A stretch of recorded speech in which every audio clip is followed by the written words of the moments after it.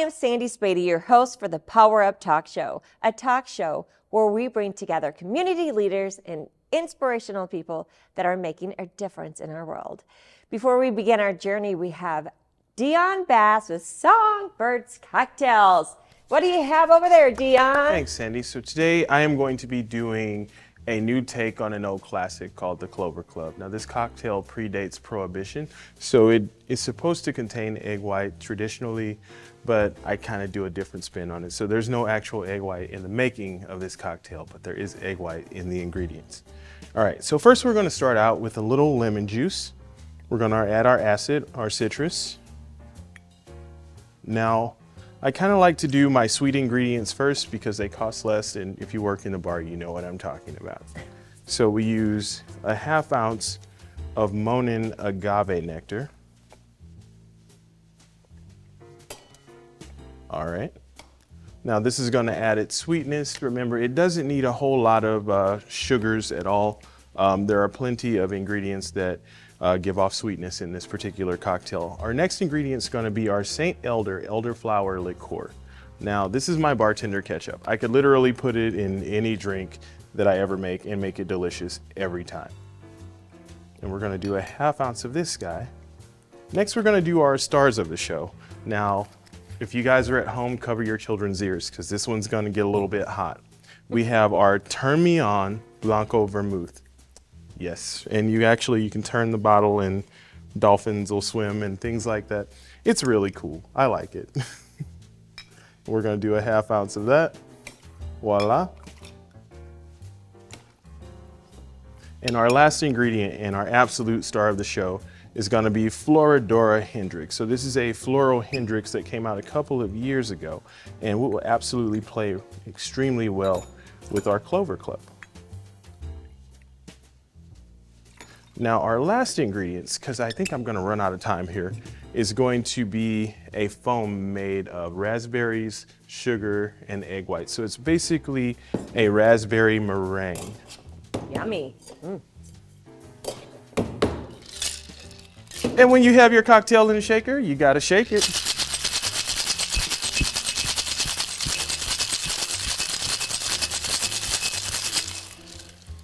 All right, now that all of our ingredients are aerated and emulsified, we're going to go ahead and pour them into our coupes.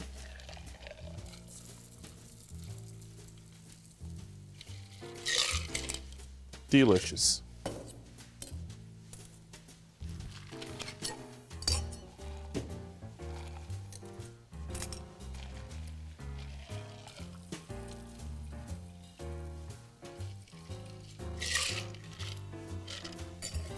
Now the beauty of this cocktail is that unlike the original Clover Club, which required you to shake an egg white for God knows how long, this one, I just pour on top the egg white.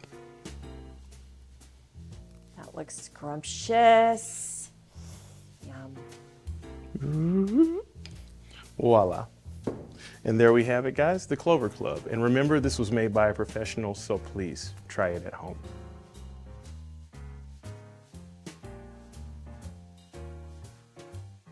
All right, before I introduce my amazing sweet guest, I want to do a toast to us.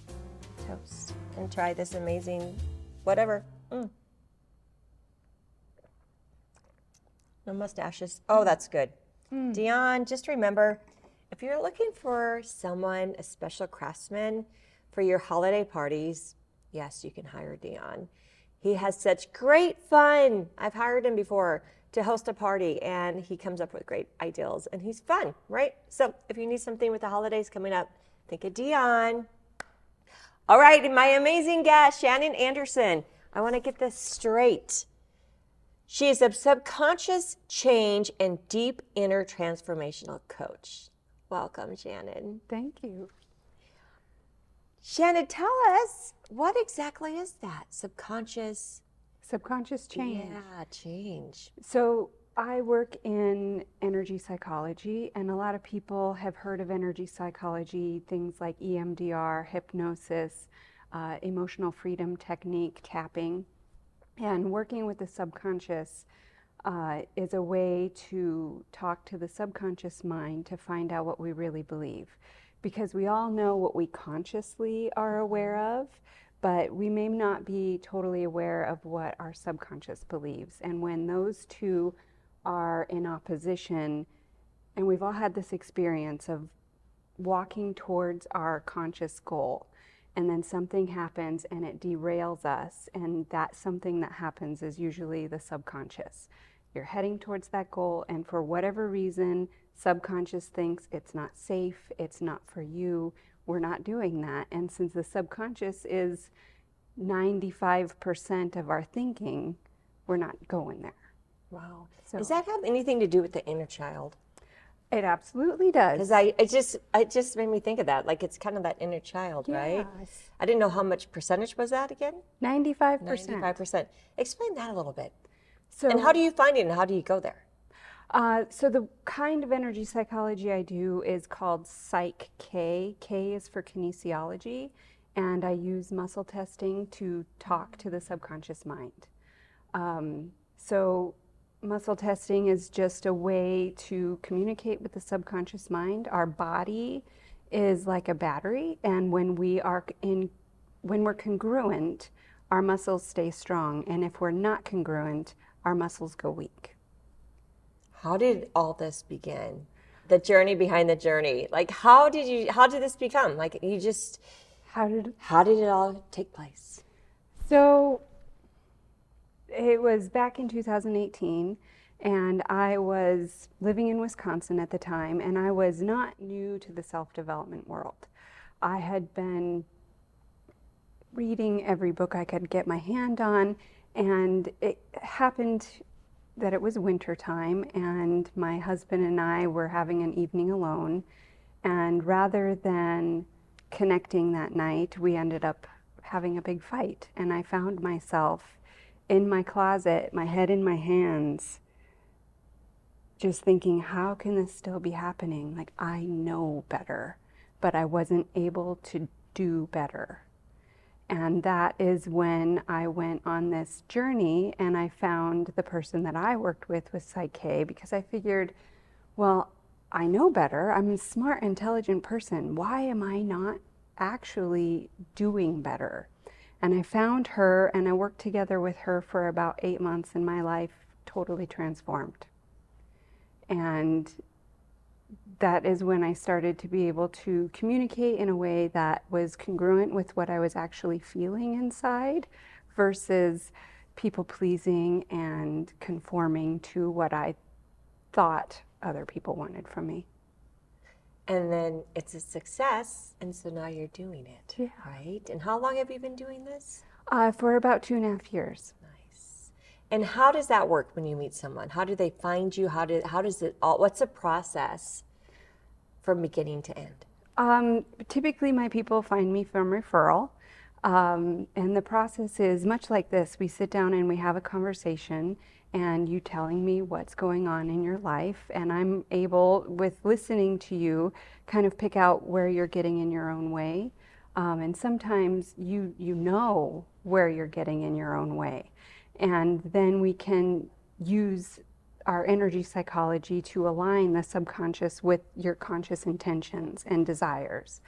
So for instance, a lot of people want to believe that they're worthy. They want to believe that they love themselves. But like you said, with the inner child work, if we got all of these messages and experiences growing up where we subconsciously are not aligned to that, and it doesn't matter where it comes from. Like, it could be our family of origin, our teachers, our peers. I mean, middle school is like a breeding ground for those incongruent messages. So it doesn't matter where it comes from. What matters is what's actually there, and the fact that you have the power to align with what you really do want in your life. So they find you because you do Yeah. great work, and they do referrals. What is the step points from beginning to end? Like, you're going to meet with them in October. This is what's an average time frame that you see success with your clients?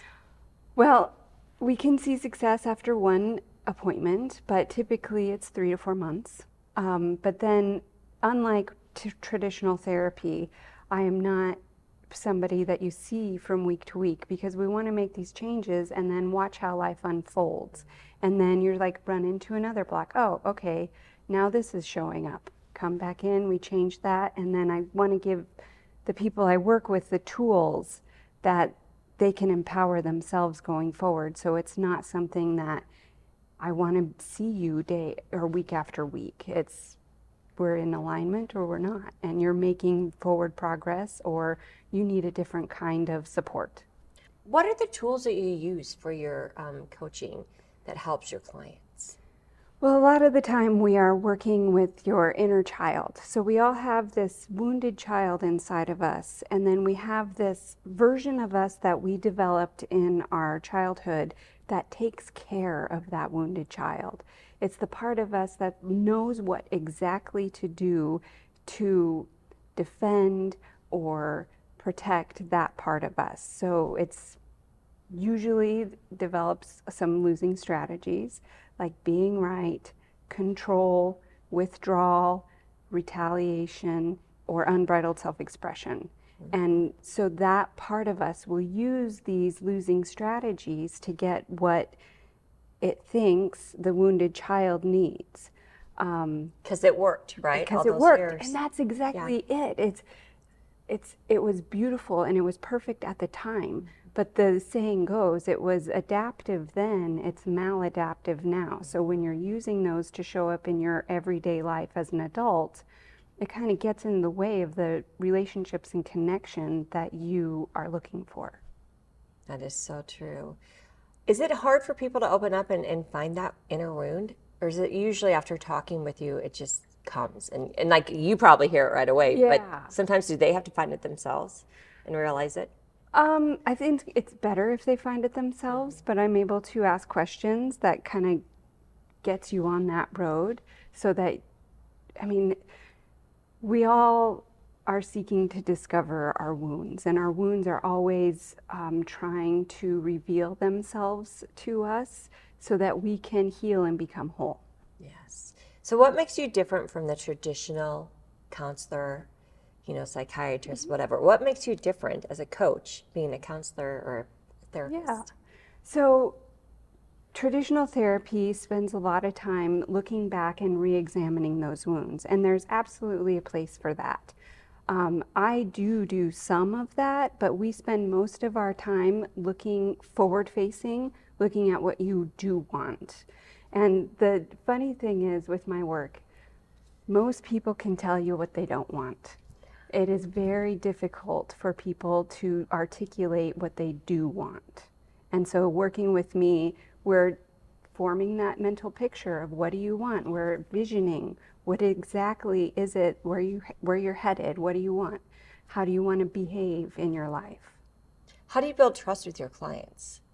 And I find it interesting, we had a chat before, and you work with a lot of young males. Mm-hmm. And I think, well, she's so sweet. Listen, she's so sweet and soothing. Like I could just sit and listen to you for hours. But what is it that you find that you get your clients to trust you so easily? And how do you build that trust? I think when somebody is in pain, they are ready for change. And that's, you can't make anybody change. You can't make anybody ready to change. And so when people find me, they are usually in a position where they're ready to be open and vulnerable and willing to change. That is so true. It's like trying to get someone to quit smoking, and you keep taking that cigarette out, and they're like, I'm not ready. Yes. Smoke again. They have to take it out themselves. Mm-hmm. So when people find you, they're already pretty much realized that they have a problem and they want help.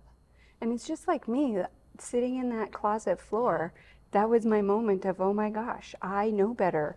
I'm not doing better. So something is impeding this. Mm-hmm. And I found the person that I worked with, and I was ready. Yes. I had made a decision and I was ready to change. What are some great stories you can share, right? Because without giving out, names, obviously, you can. It's like the therapist, you can't give out names. What are some transformational, great successes you've had? Recently, I worked with somebody who came in and she really wanted to be traveling and taking her business globally. And when we started talking, it came down to they were money blocks. And so it was this question of like, well, I don't know how, don't understand how I can make this happen. And so she was, again, trying to work towards her conscious goal of taking her business global and being derailed. So we worked on some of her beliefs around money. And some of these things that we all have is like, money is the root of all evil. I have to, proverbially, I have to give myself over in order to get money. And so we worked on some of those things, like money comes with ease and grace. And it wasn't 2 weeks when her whole life opened up. Synchronicities happened, she ran into the right people, and now she's traveling all over the world, multiple places, doing what she loves to do. That's a great story. Yeah. Wow. Goosebumps. I love that. What do you get out of it? Like, what makes you, I know you had that person that helped you, and now you want to help others. But you're a mother, right? Mm-hmm. And being a mother and trying to, balance all, your motherhood, your wife, you're being a therapist. Well, not really. Well, you're a therapist, but you're a coach. How do you balance all of that? Well, I stick to my values, and what I get out of it is it feeds me. It's what makes me come alive. And so my work doesn't feel like work. It's something I would even do for free. Don't tell the world. No, it's not going to happen, but it's a good thought because you enjoy what you do. I do. I absolutely love it. And people talk about flow state. And when I am working with somebody one-on-one or in a group fashion, that's when I hit my flow state. Yes. And it just makes me feel invigorated and alive, and I know I'm doing my purpose work. So true. You have to do what makes you feel alive. Yeah. So true. And then it just happens. Yeah. What was the one thing, if you could tell, you have a daughter? I don't have two sons. Okay. Well, what would you tell your sons, right? Growing up and looking back at your life, what is some lessons that you'd want to share with them? Or would you not share any lessons? Like, what is it, if you could tell your younger self, or if your boys were growing up, some advice as far as really embracing their inner child, right? I think it's harder for guys anyway, right, to open up. Yeah. Or a lesson that you would like them to learn just from your experience, right? Yeah, the biggest thing that I want for everybody, my sons included, and my younger self, is to do what lights you up and stop doing what you think other people want you to be doing. I spent a lot of my time in my early 20s doing what I thought other people wanted me to do. And I mean, I have a degree in economics, and now I'm doing this kind of work. Just to give you the polarity of it. I thought I was doing the right thing, but it wasn't where my heart was. So that's the message I would want my sons certainly to follow, and everybody listening, is do what lights you up. Take the time to discover what it is that lights your fire and brings you to life. That's great. So as far as public speaking, she has done public speaking, and she did graduate from Take the Stage workshop. What do you feel for platforms and future stages? What would be your keynote signature speech? What would you want it? Who would you like to be your audience? Who would you like to speak in front of, your ideal audience?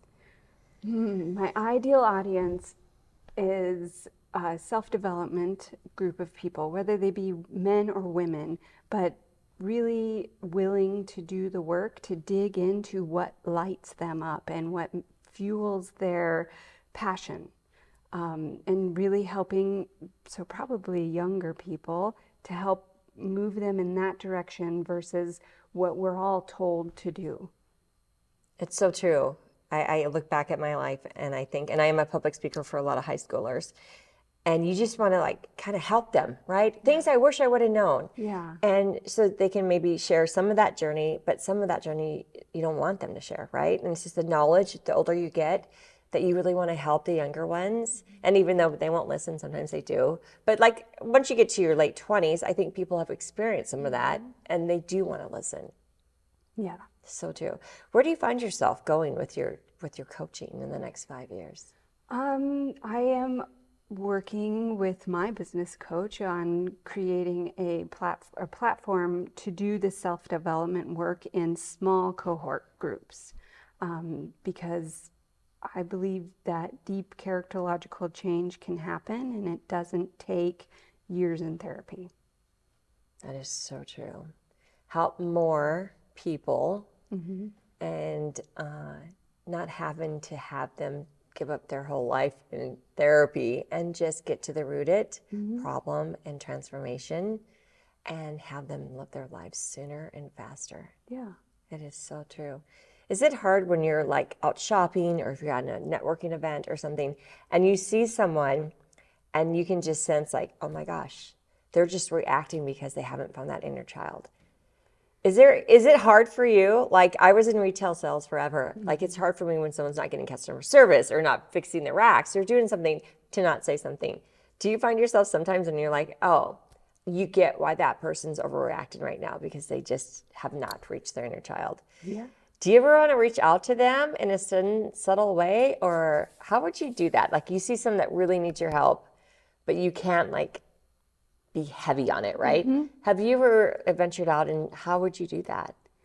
I would love to offer that person the perspective that we don't hold others in contempt. So contempt pointed inwards is shame, contempt pointed outwards is grandiosity. And when we find ourselves up in grandiosity, like you said, like wanting to help others, or pointing out where they're kind of falling down, I just try to hold them in warm regard, knowing that they are doing the best that they can. You see it. Yeah, I see that too. And they're not ready. No.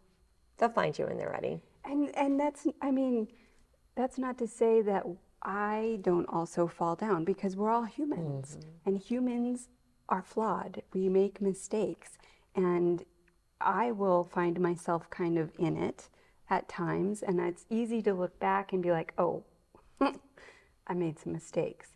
But it's foisting onto myself a lot of warm regard in those moments. I'm like, yeah, and today I do a better job. Yes, it's all about just looking at your inner self, Yeah. learning from your lessons, and we're going to have a hiccup or two. Yeah. But it doesn't mean you give up. No. You just keep rolling.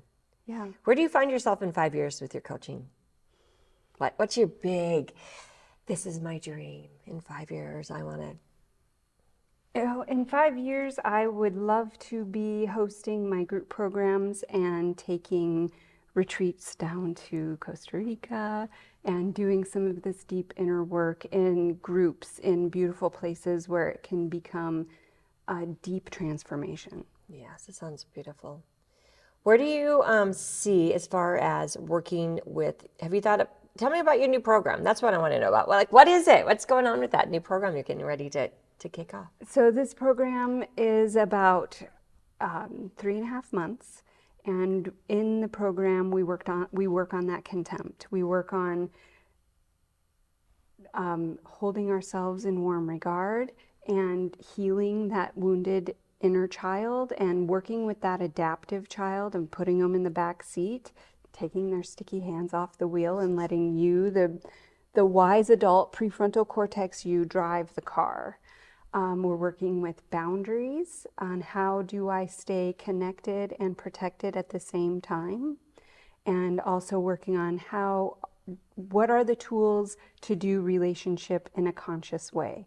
How do I hold you in warm regard, myself in warm regard, and stay connected even though I might have to create a boundary around that. That's great. And when is this going to be released? I'm hopeful that it'll be released by January.